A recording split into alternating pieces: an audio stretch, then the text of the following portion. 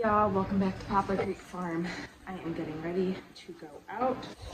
I have to take care of the animals and I have to start getting our trailer ready for the pig transport. So our barrows are two big barrows, go to the butcher on the 20th.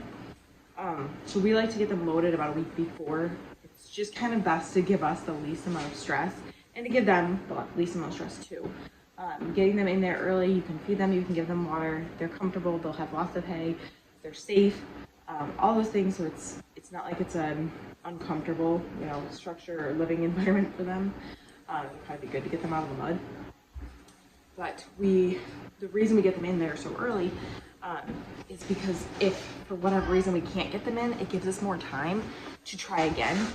Whereas if you're in a time crunch, they're gonna sense your stress and feed off of it and then not want to go into the structure. So we have in the past used our neighbor's horse trailer to get our pigs to the butcher, but we decided we have a dump trailer and we've seen them modified for livestock trailers, mostly for pig.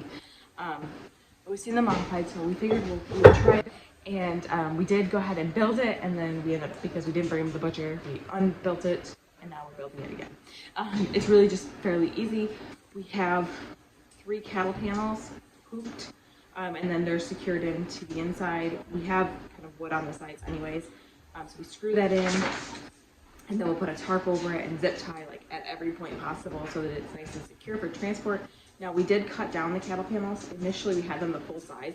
They're just really tall, and you don't need it that tall. So we cut them down about 4 rungs, and then we have a ramp that also acts as like, because the doors are kind of short in the back, so it acts as a little extra height so that they can't jump out the back. And then when we get to get them on or get them off, you just slide that out or slide it back in and secure it to get them out. So I have to go get cattle panels onto the trailer and get them secured on, which should be interesting because this is not my forte, like building stuff. The farm is like my thing, but I'm not great at like actually building things. You should have seen me trying to build the boar hutch last night. My husband wanted to kill me trying to screw stuff in. I got screwed it up. But whatever, I'll make it work. So join me. I should put my wind blocker on my mic. It's fairly windy out. I've mentioned this before, but I'll mention it again. This lovely hat of mine that I wear all the time is from Old Reading Farm.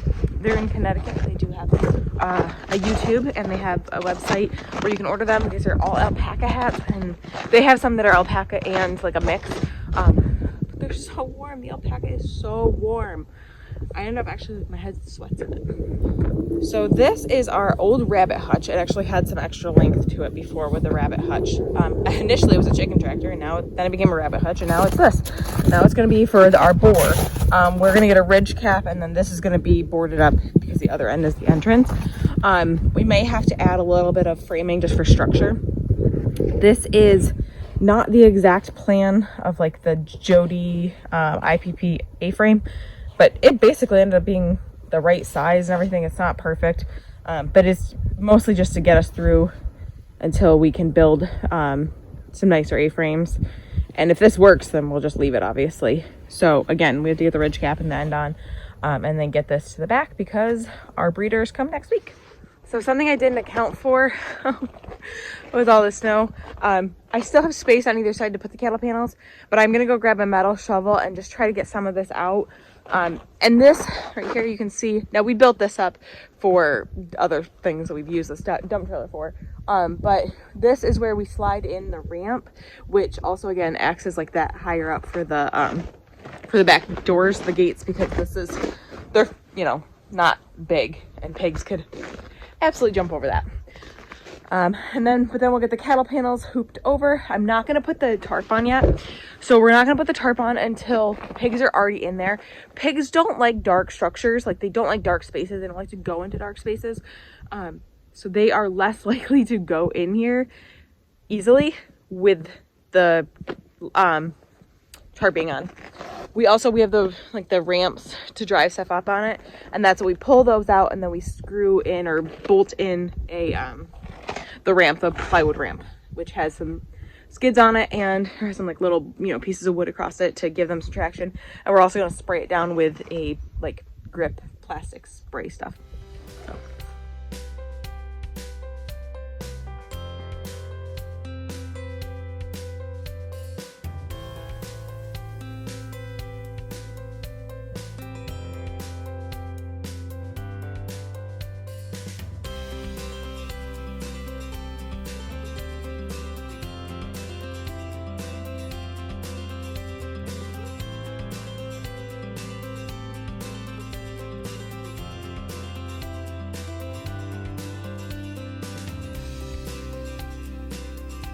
All right, so you see the general shape. They're a little over to this side because this is the side we cut off. So like that would have been the middle before. That's why it's off to the edge, which is fine. Now I'm gonna we have these pipe hangers, these metal strips, and we left them on for the last time. And basically you just wrap it, and I try to get both cattle panels pieces. You wrap it around and screw it on the other side. Do that all the points, and that's it. It's pretty easy. The tarp will cover this end. It'll go down and come over, covers the entire trailer. I'll show you the ramp this afternoon when I pull it out and spray it, and we get everything else done with it. Like I said, we're not putting the tarp on until the pigs are in here. This is light and airy. It's not as scary. I can't quite stand up in here, but it's enough that I can easily get in here and maneuver pigs if they're scared and not be in like a dangerous situation. One of the structures that we had looked at originally, one of the designs, was all wood, but because they were in the south, they didn't necessarily need as much cover. We need cover. We're still getting we're still getting snow, and obviously going an hour in 30-degree weather, driving an hour in 30-degree weather, they would freeze and possibly be very dangerous for them. So we needed more cover, and if we did the wood, I'd pretty much have to crawl in here, and that's not safe to be crawling in here with pigs that are in a totally new environment, and that are scared, because when we're bringing them to the butcher, that's not somewhere they've been before, and it's scary for them. That's their one bad day on the farm. Like, that's their one bad day that they have to experience. Otherwise, we treat them with the most love and respect we can. So I don't want to put myself in a situation where I'm going to get hurt and then potentially be fearful of pigs. That's the last thing I want. I'm already afraid of cows and horses and anything big. I love my pigs. I don't want to be afraid of them. So I'm going to get these screwed in. I'm going to go ahead and turn my phone off now because it's freezing. I think my phone is about at the end of its battery life with this cold. So I'll see you guys in a little while this afternoon when we finish. All right, so I can't find the ramp that I wanted to show you guys. It's probably buried in the snow. We'll have to unbury it before we load them. But right now we are gonna go back and lock the pigs up. So a few days before we load them, we lock them within their hutch, and they have a small outside area. It just allows us to have access to them, and be able to kind of get them in a chute type of thing for getting them loaded on the trailer. So we're gonna go do that, and I will show you guys that, and then in a separate video I'll show you guys loading the trailer and how we do that whole process. You gonna help me? Yeah, me and my brother are gonna help my mom.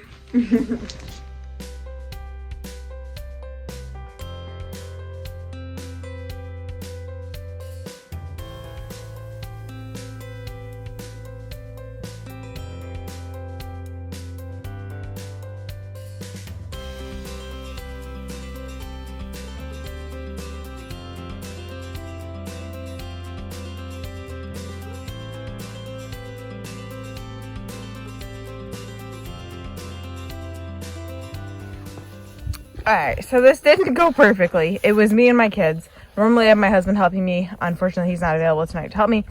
And we're changing up the way we're doing this a little bit. So these T-posts are kind of just silly in here, but they'll probably be good for support for when we're actually loading them.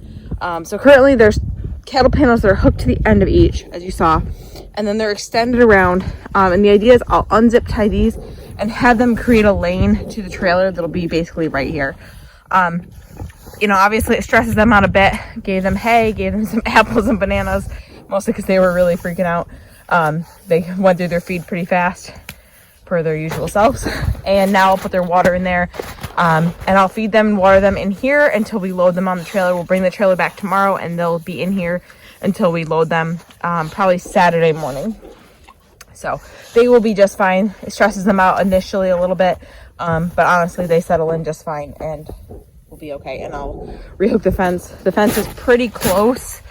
The electric fence is pretty close right here, but it's not hitting, so it should be just fine. In the future, when we do this, we may move this back just a little bit to give us a little more space here. But let's get them some water and we'll be all set. I have mud on my face. I am a muddy mess. I mean, like, muddy mess, so ignore mud on my face. They'll be fine in here, like I said, until we load them. We'll load them probably Saturday morning. And I'll do a video on that, how we loaded them. Oh my gosh, I'm such a mess. My kids are like, their boots are completely muddy too. So thank you guys for hanging out with me today. Remember, we're growing today for a better tomorrow. Please like and subscribe and join me on the next one.